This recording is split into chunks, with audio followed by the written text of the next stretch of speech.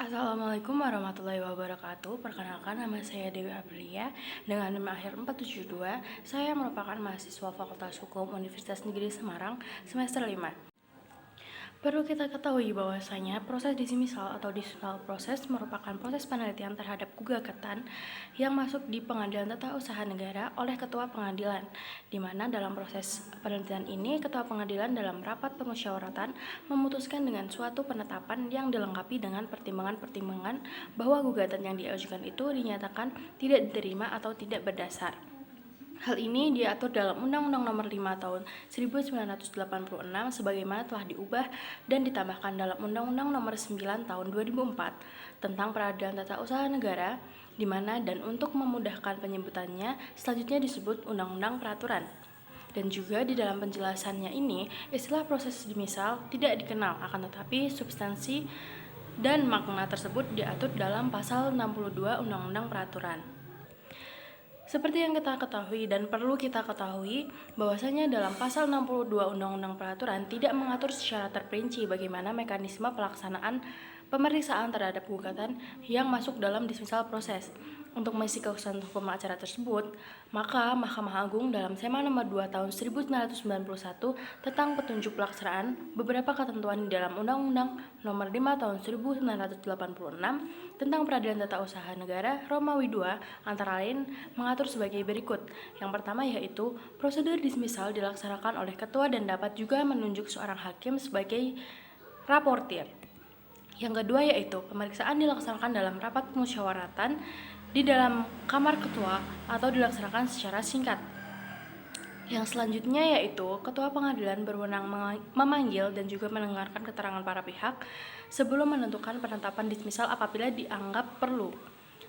Yang keempat, penetapan dismisal berisi gugatan yang dinyatakan tidak diterima atau tidak berdasar, dan penetapan tersebut ditandatangani oleh ketua dan panitera kepala atau wakil panitera. Wakil ketua pengadilan dapat pula menandatangani penetapan dismisal tersebut dalam hal ketua pengadilan berhalangan. Yang kelima, penetapan dismisal diucapkan dalam rapat musyawaratan sebelum hari persidangan ditentukan dengan memanggil kedua belah pihak untuk mendengarkan. Yang keenam, dalam hal petitum gugatan yang nyata-nyata tidak dapat dikabulkan, maka dimungkinkan ditetapkan dismisal terhadap bagian petitum gugatan tersebut, atau biasa kita sebut sebagai dismisal parsial. Yang selanjutnya yaitu dalam hal ditetapkan dismisal parsial, ketentuan perlawanan terhadap penetapan dismisal berlaku juga dalam hal ini. Selanjutnya yaitu di dalam dismisal gugatan, hendaknya ketua pengadilan tidak terlalu mudah menggunakan pasal 62 tersebut kecuali mengenai pasal 62 ayat 1 butir A dan E. Selanjutnya yaitu apa saja alasan-alasan yang dapat digunakan untuk mendismisal gugatan, di mana hal ini ditentukan secara limitatif dalam pasal 62 ayat 1 huruf A sampai dengan huruf E Undang-Undang Nomor 5 Tahun 1986. Selanjutnya yaitu mengenai cara pemeriksaan upaya hukum perlawanan terhadap penetapan dismisal, di mana undang-undang tidak mengatur mengenai tata cara pemeriksaan terhadap perlawanan penetapan dismisal.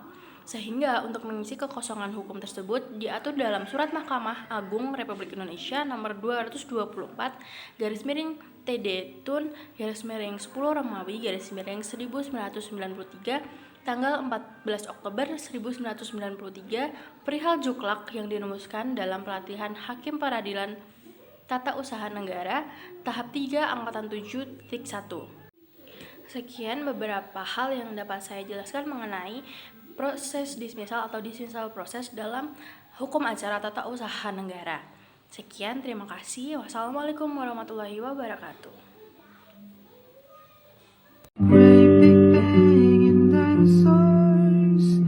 Fairy raining meteors, stars